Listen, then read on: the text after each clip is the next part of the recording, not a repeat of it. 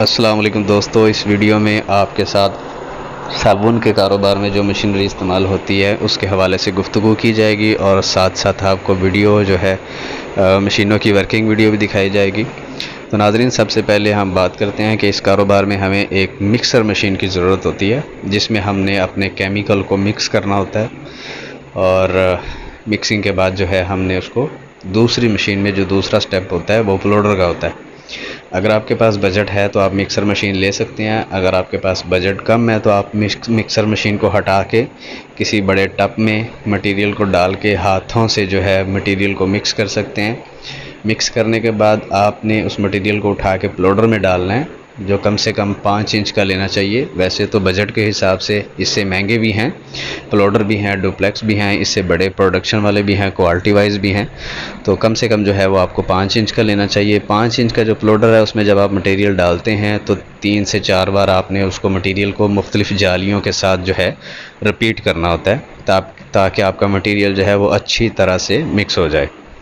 پھر لاسٹ میں ہم نے اس کے ساتھ جو ہے ایک ڈائی لگانی ہوتی ہے، ڈائی لگا کے جس میں سے ہم نے بار کی شکل میں مٹیریل کو نکالنا ہوتا ہے، تو وہ بار جو ہے اٹھا کے ہم کٹنگ مشین پہ لے کے جاتے ہیں، جو تیسرا سٹیپ ہے۔ تو ناظرین، یہ پلوڈر تو مسٹ ہے نا۔ اس کے علاوہ میں نے آپ کو مکسر کا بتا دیا کہ مکسر کے لیے اگر آپ کے پاس بجٹ نہیں ہے تو آپ مکسر کے علاوہ کسی بڑے ٹب میں ڈال کے مٹیریل کو مکس کر سکتے ہیں۔ اور جو تیسرا سٹیپ ہے وہ ہے کٹنگ کا۔ کٹنگ مشین جو ہے وہ بھی آپ کو مل جاتی ہے مختلف پرائز میں، لیکن آپ کے پاس اگر بجٹ کم ہے تو آپ کٹنگ کو بھی ہٹا سکتے ہیں، ہاتھ کے ساتھ جو ہے وہ مٹیریل کی کٹنگ کر سکتے ہیں۔ ٹھیک ہے، کٹنگ کرنے کے بعد جو ہے وہ آپ کا چوتھا سٹیپ جو ہوتا ہے وہ پنچ مشین کا ہوتا ہے۔ پنچ مشین میں بھی آپ اپنے بجٹ کے حساب سے جو ہے اس میں بھی کیٹیگری ہیں۔ ایک مینول ہاتھ والی مشین ہوتی ہے، وہ سب سے سستی ہوتی ہے۔ اس سے تھوڑی مہنگی جو ہوتی ہے وہ پاؤں والی مینول مشین ہوتی ہے، اور اس سے تھوڑی جو مہنگی ہے وہ 3 ٹن کا پریس ہوتا ہے۔ ٹھیک ہے، وہ سیمی آٹو ہوتا ہے، اس کے ساتھ موٹر لگی ہوتی ہے۔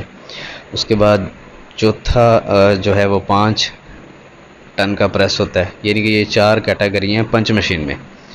جو مینول ہاتھ والی ہے وہ سب سے سستی ہے، اور جو پاؤں والی مینول ہے وہ تھوڑی سی مہنگی ہے، اور جو 3 ٹن کا پریس ہے وہ اس سے تھوڑا مہنگا ہے، 5 ٹن کا پریس جو ہے وہ اس سے تھوڑا مہنگا ہے۔ ٹھیک ہے، یعنی کہ پنچ مشین اور پلوڈر مشین کے ساتھ آپ اپنا کاروبار سٹارٹ کر سکتے ہیں۔